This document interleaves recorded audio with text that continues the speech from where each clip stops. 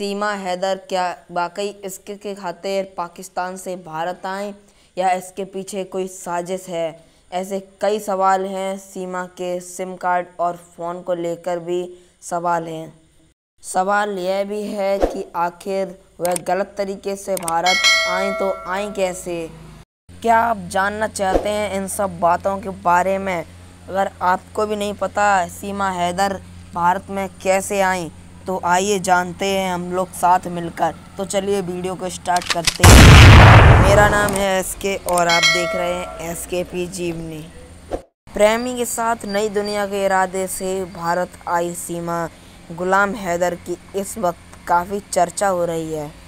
सीमा हैदर पाकिस्तान से नेपाल के रास्ते यूपी अपने 4 बच्चों के साथ आ गईं।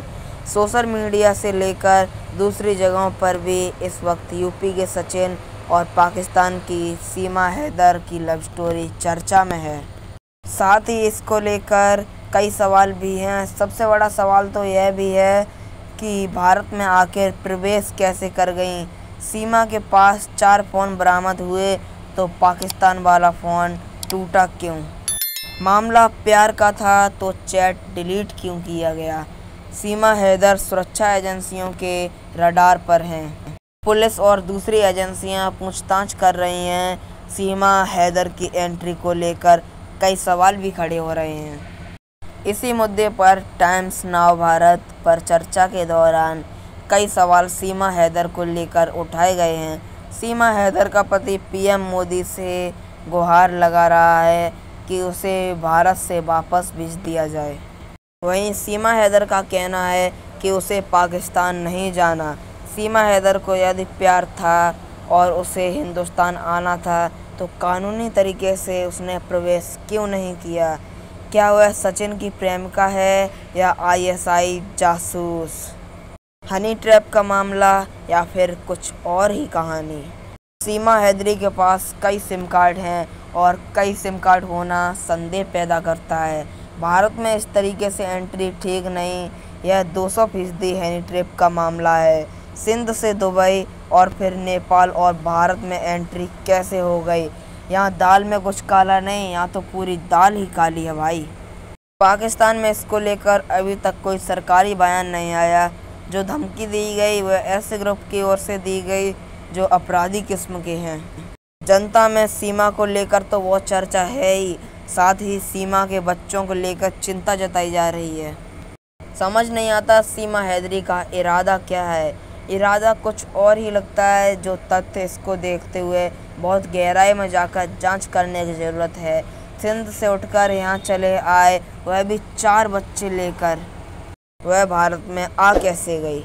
इस मामले पर मौलाना पीर अली कदरी और इस्लामिक स्कॉलर का कहना है इसको हिंदू मुसलमान के तौर पर नहीं देखना चाहिए।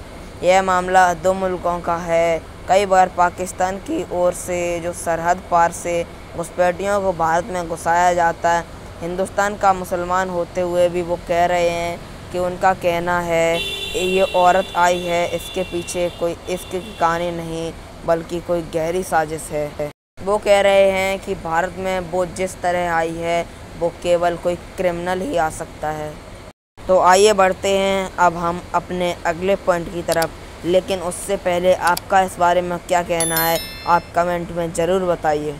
इस बारे में बकार भट्ट का कहना है कि पाकिस्तान के सिंध की रहने वाली एक औरत 4 बच्चों को लेकर भारत आ जाती है।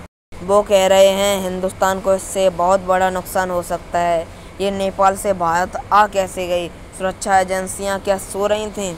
सवाल काफ़ी हैं सीमा हैदर को लेकर। क्या होगा सीमा हैदर का? क्या सीमा हैदर को वापस से पाकिस्तान भेज दिया जाएगा या फिर हिंदुस्तान में ही रहने दिया जाएगा? सबसे बड़ा सवाल ये है कि सीमा हैदर गैर कानूनी तरीके से भारत में आई और उनके पास इतने सिम कार्ड का होना कोई मामूली बात नहीं है। सबसे बड़ा सवाल तो ये है कि सीमा हैदर पाकिस्तान के सिंध से दुबई और फिर नेपाल और उसके बाद भारत में एंट्री कैसे कर गई? यह मामला बहुत ही गंभीर है। कानून भी इसको समझ नहीं पा रही है। क्या ये सीमा हैदर और सचिन के बीच वास्तव में प्यार है या फिर कोई साजिश? सीमा हैदर वास्तव में कोई प्रेमिका हैं या फिर कोई जासूस? वैसे आपका इस बारे में क्या कहना है? कमेंट बॉक्स खुला है, आप लोग कमेंट में बता सकते हैं। तो मिलते हैं अब नेक्स्ट वीडियो में, तब तक के लिए जय हिंद।